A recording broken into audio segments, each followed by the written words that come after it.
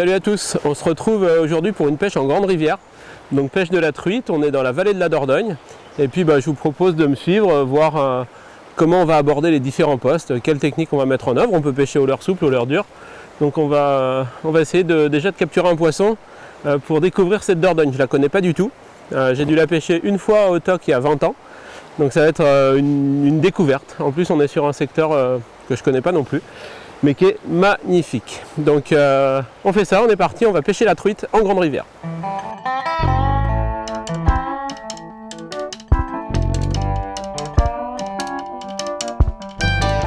Bon là on se retrouve pour le coup du matin, c'est toujours un moment privilégié à la truite.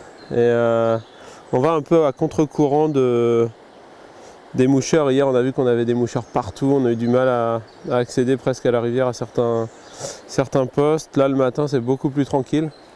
Et puis on peut espérer surtout trouver des poissons plus près du bord, qui n'ont pas été dérangés, qui ont eu toute la nuit pour s'installer. Donc on est en fait dans l'approche opposée d'hier. Hier on cherchait à acheter le plus loin possible, aller chercher des poissons qui se calaient au milieu de la rivière.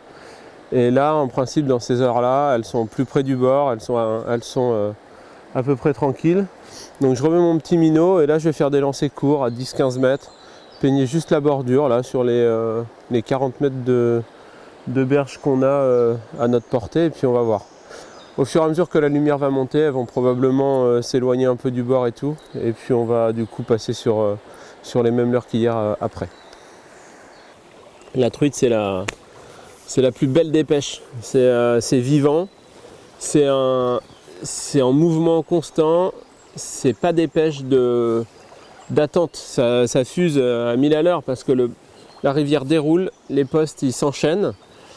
La truite c'est un poisson qui peut être absolument partout, on peut la trouver le matin à 5 h du mat dans Sado après un verron, comme on peut la trouver au milieu des blocs, en plein milieu de la rivière, en plein après-midi. Il n'y a pas vraiment de règles, ça change tout le temps. Les débits par définition par rapport à un lac qui sont quand même beaucoup plus variables en fonction des coups d'eau, des coups de sécheresse aussi. Donc c'est pas tout le temps les mêmes horaires qui fonctionnent. En fonction du niveau, c'est pas les mêmes techniques, c'est pas les mêmes endroits. C'est d'une richesse incroyable et puis ce poisson il est phénoménal. Elles sont belles, elles sont uniques. C'est des poissons vifs qui sont malins. Il y a quelque chose dans l'approche qui fait que c'est un peu une chasse. On progresse doucement, on essaie de ne pas faire de bruit, on est vraiment dans le milieu. C'est pas comme quand on est sur un bateau. Alors il faut être discret en bateau, c'est pas la question. Mais l'approche elle est quand même beaucoup plus simple sur un bateau. On peut s'ancrer, on peut faire des dérives douces, enfin lentes, il ne se passe pas grand chose. À la truite, on est en éveil en permanence. Il faut faire gaffe, ça glisse, il y a des blocs. Il faut toujours réfléchir à la manière dont on va aborder un poste. Il faut déminer dans ses pieds par 2-3 lancers avant de s'aventurer. Parce que si on fait fuir un beau poisson au bord, il part dans le poste, c'est ruiné parce qu'il met tout le monde en alerte. Il tire la sonnette d'alarme en quelque sorte.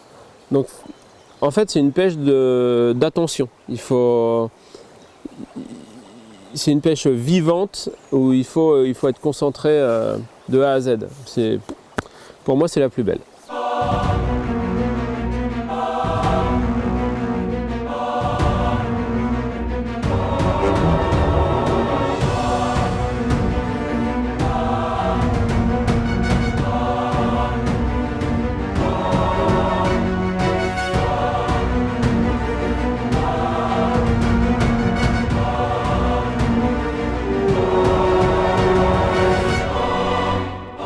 Alors sur le premier poste où on est arrivé, on avait une grande accélération de courant et ça faisait un pool très très long de, je sais pas, peut-être 200 mètres, avec de la profondeur, une plage de galets de notre côté, une bordure profonde en face. Au poisson nageur, j'arrivais pas à jeter assez loin, ni à pêcher assez creux, parce que c'est vraiment puissant comme rivière. Donc on est bien dans le thème de la grande rivière. Et donc j'ai pêché cette partie profonde au leurre souple avec 10 grammes et un slick shad neuf. Donc j'ai pêché ces 150 mètres, 200 mètres de rivière, j'ai pas pris de touche. Et puis en arrivant sur la fin du lys, donc le fond remonte, on a des galets, le courant s'accélère très très fort. Et du coup ça pêchait pas terrible au leurre souple. Je suis passé sur un salmon minot en 7 cm. Et puis au premier lancer, j'ai chopé cette superbe truite que vous avez vue dans les images. Ces zones d'accélération où la profondeur devient plus faible, tout le flux de la rivière passe là, donc potentiellement plus de nourriture. C'est vraiment un poste de choix pour pêcher les truites.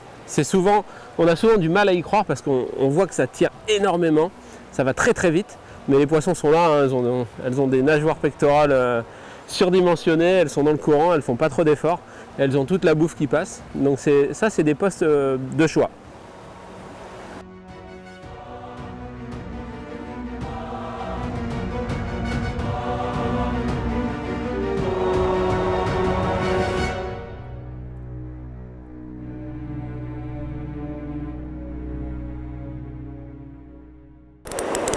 Putain. Ah, c'est joli ça. Incroyable.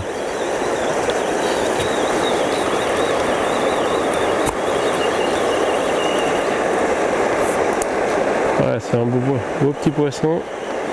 C'est pas géant, mais écoute, hein, on prend.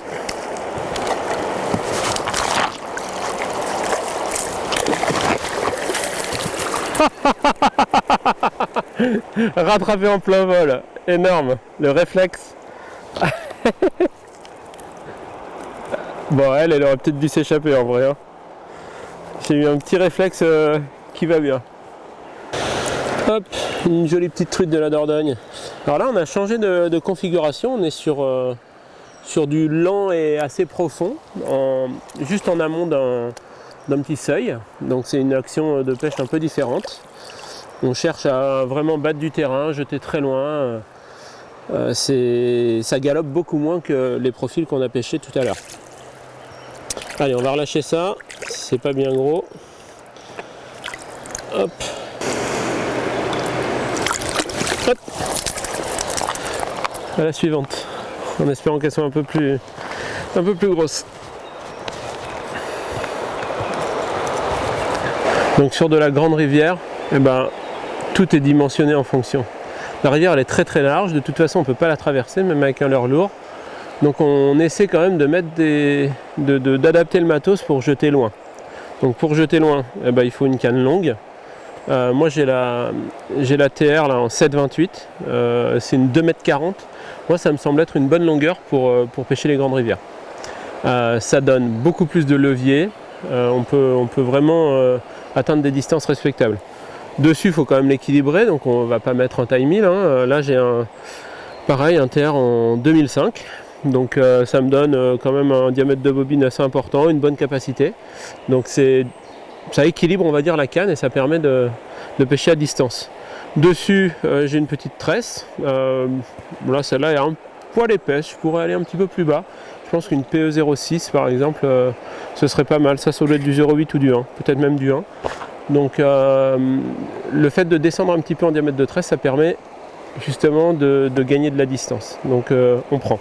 En particulier lorsque les rivières comme ça, comme la Dordogne, sont larges, dégagées, où il n'y a pas trop d'accros, on n'a pas besoin de forcer un petit peu la tresse. Ensuite, on a un bas de ligne de discrétion et d'abrasion, on va dire.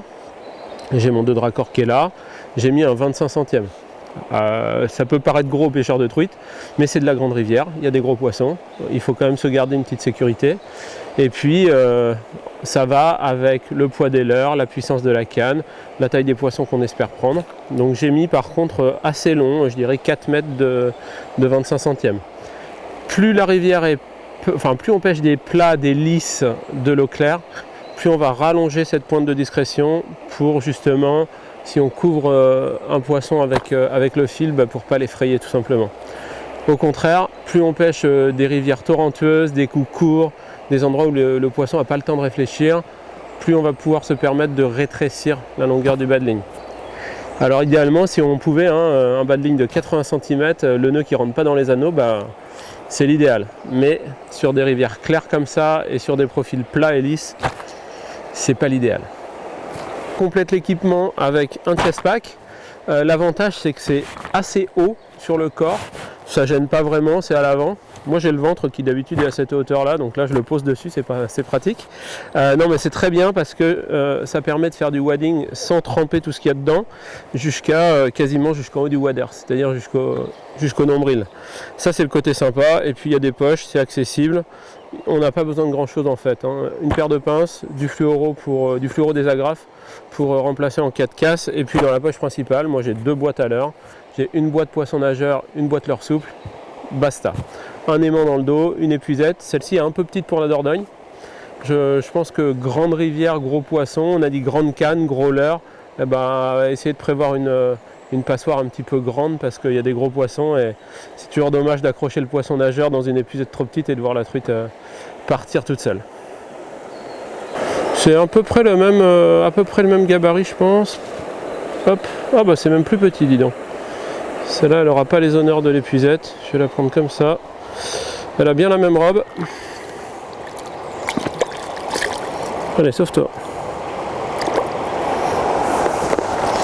Ouais, c'est pas gros hein. Et hop, celle-là était un poil plus petite mais elle m'a mis une très belle touche. C'était sur la pose, elle a vraiment cogné dedans, c'était chouette.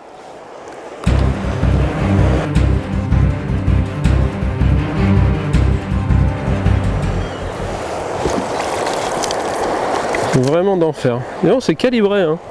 C'est du hop.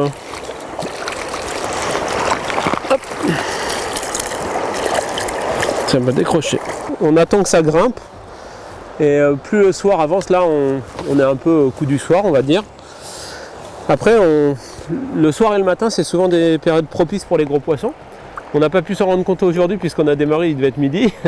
Mais là le soir ça s'active un petit peu sur ces rivières. Et puis on mise beaucoup sur le matin aussi. On essaiera demain matin de faire une petite pêche. Voilà, c'est un poisson de je sais pas, 32 peut-être. Mais c'est vraiment une belle truite de la Dordogne. Elles ont ces gros points noirs énormes là. Elles sont vraiment splendides. Allez, file. Top. On va pas réussir à bouger hein, si on est. C'est la troisième sans bouger les pieds quasiment. C'est aussi l'avantage des grandes rivières. C'est-à-dire que quand il y a des zones qui sont bonnes, elles peuvent être potentiellement très bonnes parce que on a de la largeur. Donc on peut avoir un poisson, même s'il y a un poisson tous les 100 mètres, bah finalement ça en fait un paquet devant nous.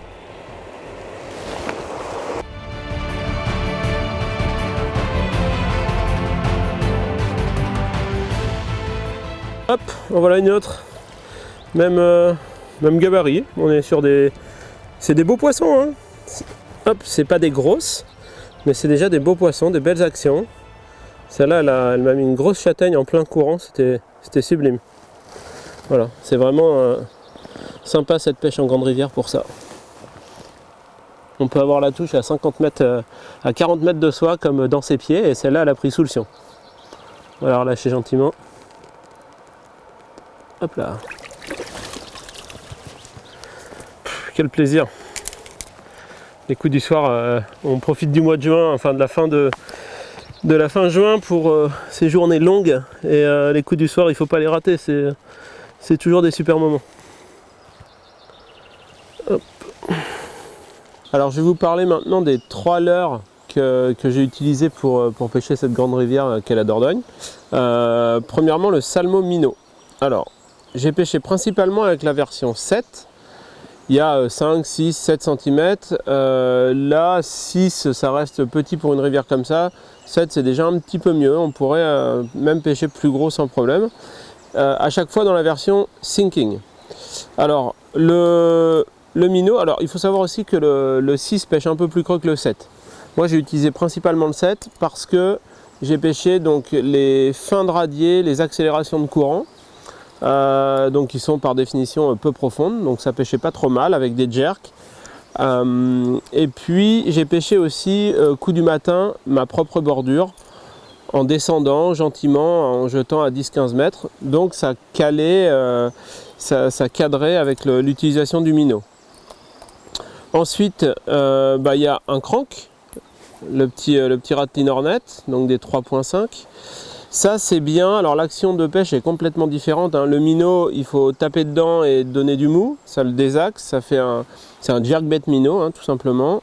Le crank c'est différent, c'est une récupération beaucoup plus linéaire et je vais pas dire qu'il se limite à une pêche aval, donc à 90 degrés et plus bas, mais principalement. Donc récupération linéaire, et on vient le faire taper les cailloux, faire des arcs de cercle, et ça permet de pêcher quand même un peu plus creux. Donc potentiellement dans les grands pools dont je parlais là, un petit peu plus en amont. Et puis le troisième, c'est vraiment bien ça, c'est le bullhead en version sinking. Alors là celui-là des hameçons simples, des triples c'est tout aussi bien. Le bullhead version sinking, c'est pour moi un petit peu entre le minnow et le crank. C'est-à-dire qu'il va très bien pêcher canne basse tout doucement sur des arcs de cercle aval, mais il peut aussi se twitcher légèrement, mettre des petits à-coups, des petits coups de sion. On peut pêcher un petit peu amont et on pêche surtout aval avec ça. Donc on a, de toute façon on le voit bien dans la forme, hein, l'évolution, le changement entre le minnow, le bullhead et le crank. Donc on a quand même des formes qui sont courtes et trapues pour le crank, et puis qui sont fines et on va dire allongées, cylindriques pour le minnow, et puis donc ce bullhead qui est entre les deux. Donc ça permet de couvrir la plupart des spots, parce qu'on a quelque chose qui est capable de pêcher profond avec le crank, et on a quelque chose qui est capable de pêcher dans très peu d'eau avec le jerkbait minnow. Alors il y a quand même quelque chose à pas négliger pour la truite, hein, c'est tout ce qui est leurre souple. Il se trouve que là, j'ai essayé, ça n'a pas fonctionné. C'est quelque chose que je sors très souvent et qui est incontournable pour moi à la truite. Ça permet de s'adapter au niveau de la profondeur. C'est-à-dire que on va pouvoir libérer de la tresse, donner de la profondeur dans les endroits un peu creux où les poissons nageurs ont du mal à aller. Et on va pouvoir aussi pêcher dans les lames qui s'accélèrent, canne un peu haute. Et on va passer partout avec un leurre souple. Donc deux formes principales. La forme qu'on appelle finesse, là c'est un slick finesse. Pour la grande rivière, un 13 c'est parfait. On pourrait pêcher avec le 11 aussi, qui est un petit peu plus petit. J'en avais monté un également, mais on arrive sur des tailles vraiment que moi je trouve vraiment trop petites après. Et puis après on a le slick shad, qui est là à 9 cm, mais on pourrait pêcher avec le 11 de la même manière. On a quand même deux actions assez différentes. Moi j'aime bien les shads pour pêcher un peu aval, doucement, un peu profond. Et j'aime bien les finesses pour pêcher légèrement plus vers l'amont, plus saccadé, voire un peu plus entre deux eaux. Et ça c'est un peu lié à la saison, c'est-à-dire que sur des pêches d'été avec des eaux un peu tempérées, chaudes, les poissons vont être un peu mobiles, et le finesse un petit peu twitché, animé, va souvent donner des très bons résultats, notamment des touches réflexes assez puissantes. Ceci dit, c'est pas parce qu'on est en été qu'on peut pas utiliser des shads. Si j'ai une fosse entre guillemets, ou un endroit qui est un peu trop puissant en courant ou un peu trop profond pour mes poissons nageurs, eh ben je vais le faire au leurre souple, doucement, à gratter le fond. Donc slick finesse, slick shad, à pas oublier dans sa boîte à truite également.